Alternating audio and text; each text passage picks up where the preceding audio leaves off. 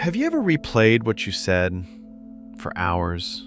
Not because it was wrong, but because someone might think it was? That's not overthinking. That's FOPO.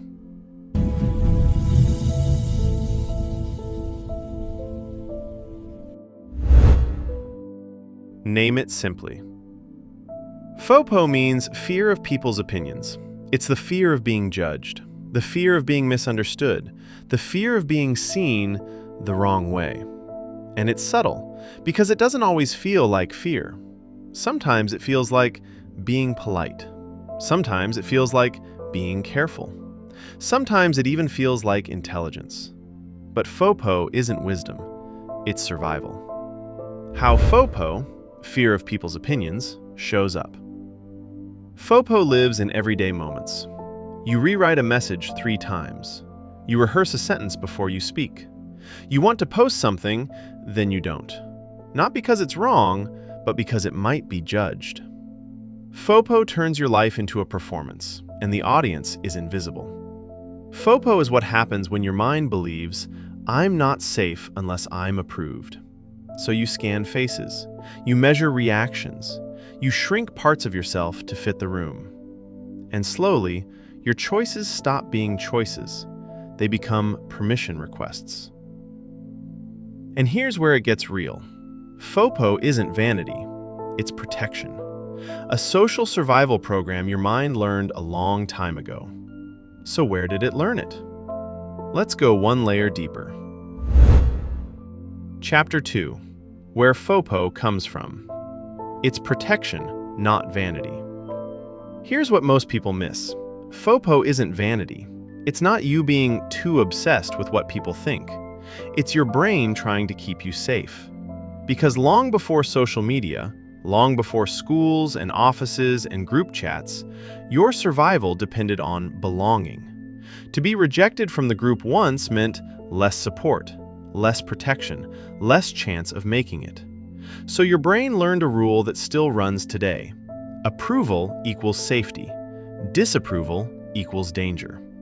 And once the brain learns that rule, it begins to watch faces the way it once watched predators. How it gets learned. FOPO is often learned quietly, not through one big traumatic moment, but through repeated small lessons. A time you were laughed at, a time you were corrected harshly, a time you were told you were too much or not enough. So you adapted. You learned to read the room. You learn to perform what gets rewarded, and to hide what gets punished. Not because you were weak, but because you were intelligent. FOPO, fear of people's opinions, is the cost of being socially aware in an unsafe emotional environment. The modern upgrade. And now, the modern world amplifies it. Because today, judgment isn't just in a room, it's on a screen.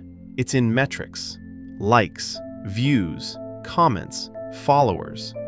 Even if you don't chase attention, your brain still notices the possibility of being evaluated. So FOPO becomes constant background noise, a quiet scanning, a quiet self-editing, a quiet fear of being misunderstood. And that's why FOPO is exhausting. Not because you think too much, but because you monitor yourself all day. Now here's the shift. FOPO, fear of people's opinions, isn't just something you think, it's something you do. It shows up as patterns, small behaviors that look normal, until you realize how much they cost. So let's look at how FOPO moves through daily life. Chapter 3. How FOPO shows up every day. The rewriting. FOPO shows up when you rewrite a message, not to be clear, but to be safe. You remove words that might be misunderstood. You add extra words so nobody can accuse you of tone. You soften your truth until it barely sounds like you. And you call it being considerate. But inside, it's fear. Fear of how you'll be interpreted. The performing. FOPO shows up when you smile at the right time, laugh at the right time, agree a little too quickly. Not because you truly agree, but because disagreement feels risky. so your personality becomes adjustable. You become a version of yourself that fits the room, and slowly, you forget what you were going to say before you started managing how it would land. The after. FOPO, fear of people's opinions, also shows up after the moment ends. You replay what you said. You replay how you said it. You replay their face, their pause, their tone. And the mind asks a question that never resolves. Did I lose safety? This is why FOPO fuels overthinking, because it turns social life into a permanent test. And this is where it gets real. FOPO doesn't just steal peace, it steals choices. Let's see what it costs.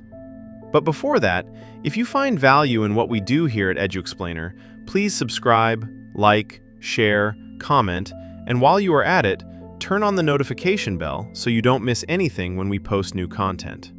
Thank you. Let's get back to it. Chapter 4. What FOPO costs you. Fear of people's opinions costs you peace. FOPO steals peace first, because even when nothing is happening, your mind is preparing for what might happen. You become tense in neutral moments. You anticipate judgment before it arrives. You carry an invisible audience into your quiet hours. And that means rest doesn't feel like rest. It feels like waiting. It costs you choices. Then FOPO, fear of people's opinions, steals choices. Because you start choosing based on what looks acceptable, not what feels true.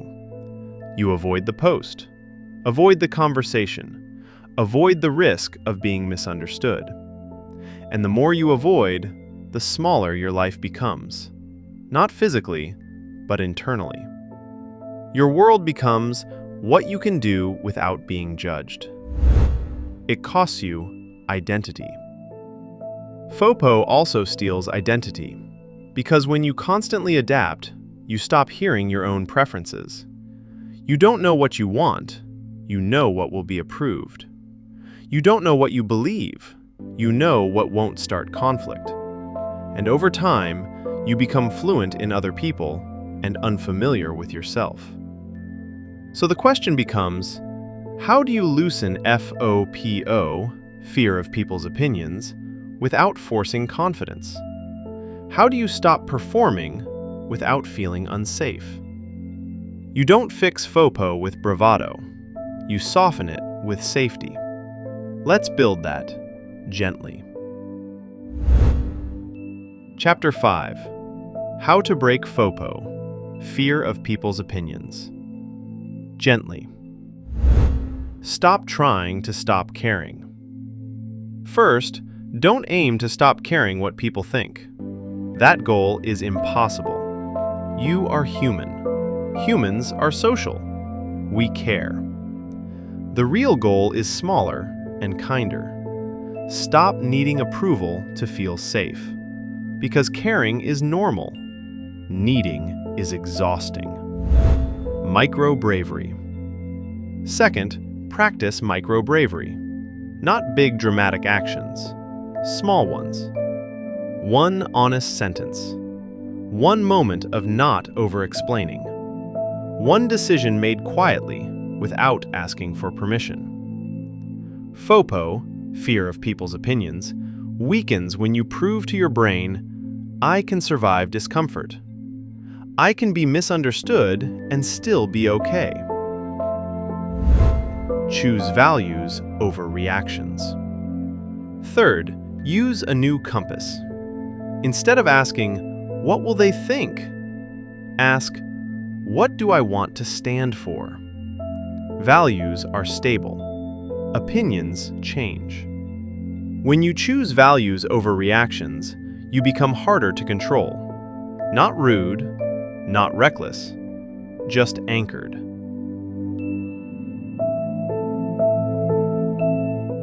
And finally, the deepest shift. FOPO fades when you stop treating your thoughts like a judge and start treating them like signals. So let's end with the most important truth of all.